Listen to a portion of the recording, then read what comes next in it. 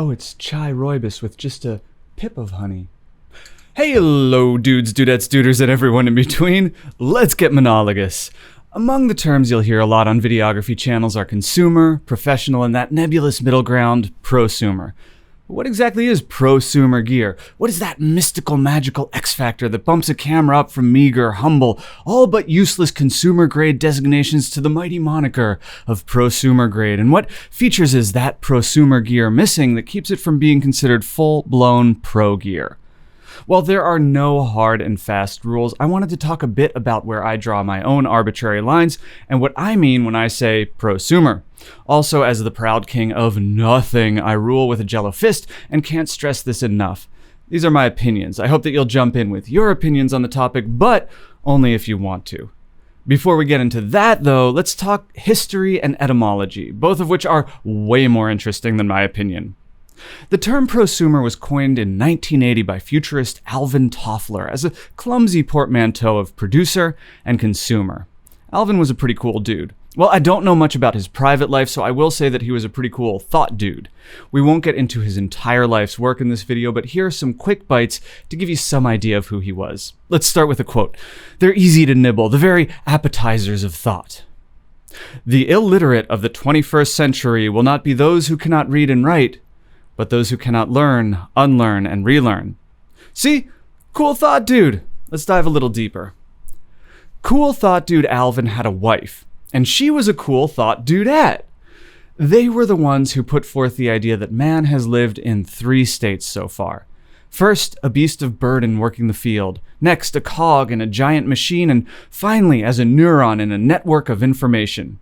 We're in that 3rd phase now. Like, literally right now. I am functioning as a neuron transmitting information via electricity to you neurons out there so that all of us neurons might have a shot at thinking more nuanced and accurate thoughts. I've worked on farms, I've worked in factories. Without a doubt, this is the state of existence I prefer the most. The 3rd wave, the one that is dominated by thought instead of physical labor or manufacturing, brings about a paradigm economic shift. The first 2 are tethered to resources, land, factory space, raw materials, but the final phase isn't. This means that the economy no longer has a cap. And the neuron wave couldn't have come a moment later. The writing is on the wall that we're burning through our resources and desperately need, as a species, to make the leap from a resource-based economy to one based on thought. The good news is that we have the infrastructure in place to eschew material consumption for thought sharing as a business model. You are literally pushing our species into the next wave by watching this video. If that thought kind of makes you happy, subscribe, not for me, but for this new phase of humanity we're entering into, in which thought is the coin of the realm.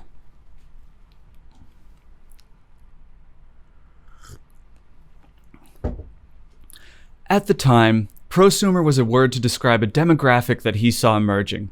One that would be as invested in the creation and customization of art, media, and commercial goods as they were in the purchase and consumption. The idea was that as capitalism ran its course, product lines would shrink because fewer offerings would lead to increased profits. The idea wasn't that strange. It was hardly 80 years prior that you could get a Model T Ford in any color you liked, as long as it was black. The distinction that Toffler was highlighting was that the more product lines that were offered in any color as long as it was black, the more familiar people would become with modifying those products, whether they're physical like a car or more ephemeral like multimedia. This would go beyond painting flames on the side of your Thunderbird in Toffler's mind and affect everything. Because the demands of capitalism would affect all production chains, product homogeny would inspire all prosumers. Insofar as consumers could consume pretty much any and everything, prosumers would want to get their mealy little mitts on any and everything. And there was truth to these theories. There is truth to these theories. I would like to paint a picture of life in the 80s. It's a lovely neighborhood. I grew up there. The 80s were a very different time for media consumption and creation. Computers were just becoming commonplace in people's houses, and there was no internet.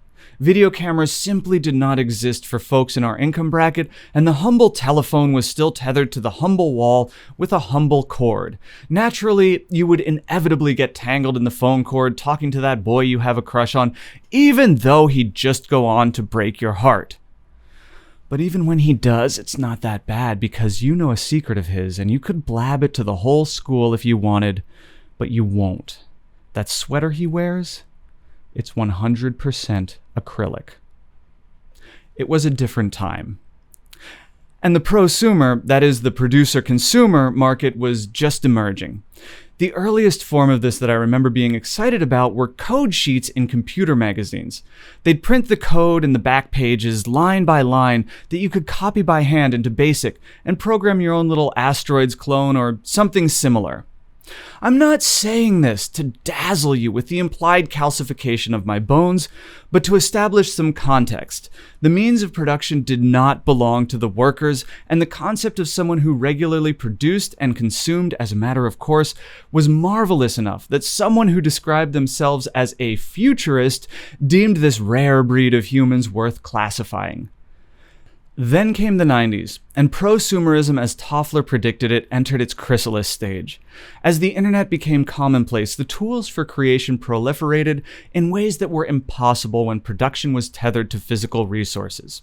So, how accurate was Toffler in his guess as to what the future might be like? Hold on. I just wanted to put the Hamhorn app on the bottom floor so that I can access it anytime I want. And boy howdy, what do you think of this case? Ain't it cute? It's almost like modern product lines are designed with aesthetic user modifications in mind. Gotta help you if you want to make technical modifications like boosting the memory or changing the battery though. Prosumerism goes beyond customizing our little pocket trinkets. For example, prosumerism based on fiscal constraints would be an encyclopedia written by millions of people who have never met each other. A project born out of necessity because it isn't possible for Funk and Wagnalls to publish, print, and deliver 24 new volumes every day.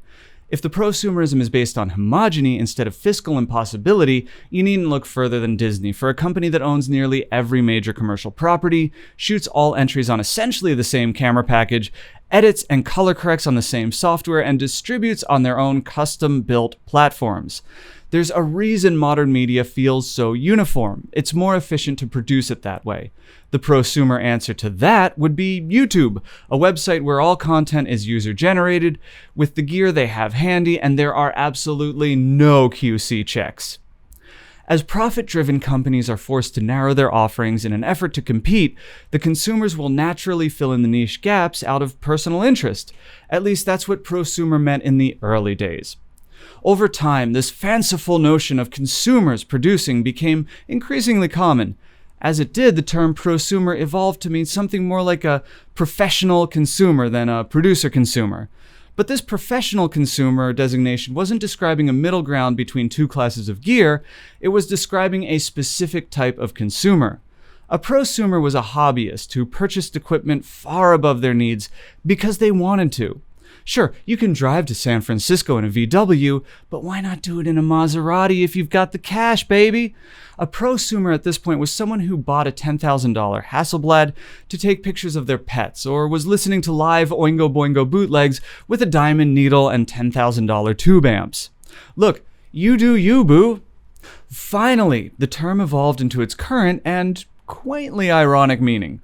Prosumer is now the gear that occupies that aforementioned nebulous middle ground between professional gear and consumer gear. At its inception, prosumer was used to discuss a niche demographic born out of ever-contracting product lines. Now it describes expanding product lines born out of niche demographics. Truly, capitalism taketh and capitalism giveth away. Isn't it ironic? Don't you think? I mean it. If you think I'm using the word ironic incorrectly, just say so in the comments. I honestly wouldn't know irony if it stared you right in the eyes. Prosumer fills that space in the market for producers who joined the workforce either as freelancers or the head of their very own sole proprietor LLC. Without the backing of a studio, Alexas and Hasselblads were too expensive, while MIDI DV camcorders and Canon Rebels just weren't feature-rich and high quality enough to justify building a business around them. The gear is not quite professional, and it's not quite consumer. It's prosumer. The Rasputin of portmanteaus lives on. Then, the question becomes, where are the lines that separate these three classes of equipment? Well, it depends on what you're doing with the gear. The three main things I do on set are stills, videography, and audio recording. Of course, there are more spaces in which prosumer can exist, but I'll just be focusing on those three. Again, these are my definitions and not universal definitions. We can get into heated, needlessly insulting arguments in the comments. You know, like how I got into your mom last night. Jesus, I'm sorry, attack the candidate, not the constituent. Stills. Let's start with stills. The first thing I look for on a stills camera are manual controls. And I don't mean a menu that I can tap through to find the settings you're looking for. I mean physical control for the aperture and one for the shutter speed. I don't care if ISO is changed through menus for two reasons. First, I grew up and still shoot on film, so the idea of being able to change ISO shot by shot is pretty fancy for a fellow like me. Second, I try to use native ISO as much as possible. Anyway, if I can get where I'm going with shutter speed and f-stop, I'm happy. It's only when I can't that I start to tuck into ISO. So, if I have to look at the camera to change aperture and shutter speed, it is consumer. The second thing I look for on a stills camera is the sensor plate. If it's not full frame, I immediately consider it consumer grade. And this has nothing to do with bokeh for me. I mean, what do I look like? Philip Bloom? Zing, more like Philip Boom roasted double zing. Large sensor plates can afford a higher pixel count and with cameras like the A7S series can soak up much more light. For portrait and product photography, pixel count and quality really matter, as you're simply not going to get as much unique, usable data on a smaller sensor plate as you would with a larger one.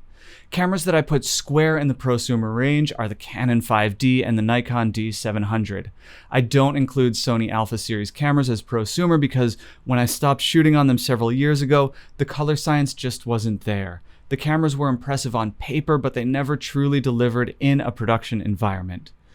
Down the ladder, you've got the Canon Rebels and the GH5 series. Up the ladder, in true professional gear, you'll find the medium and large format cameras like the stuff made by Hasselblad. T-sip. Moving on to video, where things start to get fun. The first question on my mind, and this shouldn't even be an issue, but here we are, is can the camera record for more than 30 minutes? Sorry, Canon DSLRs, please go home and stay there. You are warmly not welcome at this party. The second question, and again, this shouldn't even be an issue, is whether or not the camera keeps audio sync. I know, right? How can this even be an issue? Well, it is finally 4K at 60p. As long as you tick those boxes, the gates are open, boys. Come on in. Micro Four Thirds, Super 35, ProRes, H.264, RAW, SD cards, or solid-state drives, we can make it work. I mean, unless you're Sony with your whack-ass color science, boom, zing.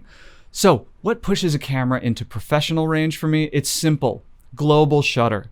There is no truly professional camera that has a rolling shutter because there are simply too many shots you can't get without a global shutter. And I'm not talking action sequences. You basically lose all parallax without a global shutter, and how are you going to imply dimensionality without parallax? I'm not saying that cameras with rolling shutters are useless and can't produce professional looking content.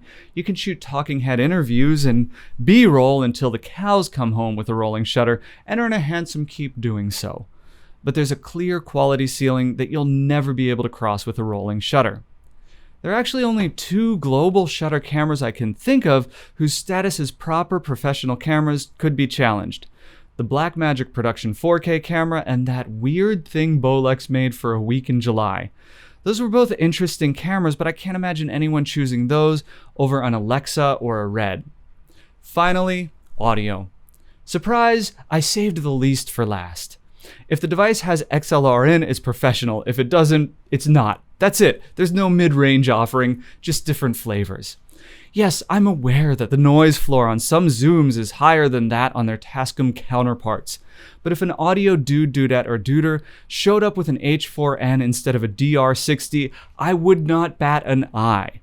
So there you have it, facts and opinions, food and liquor. I'm sure you've got your own opinions, and truth be told, I'm hoping that you'll share them with me down in the comments below. Because honestly, having a thought and not sharing it is the same as not having a thought at all.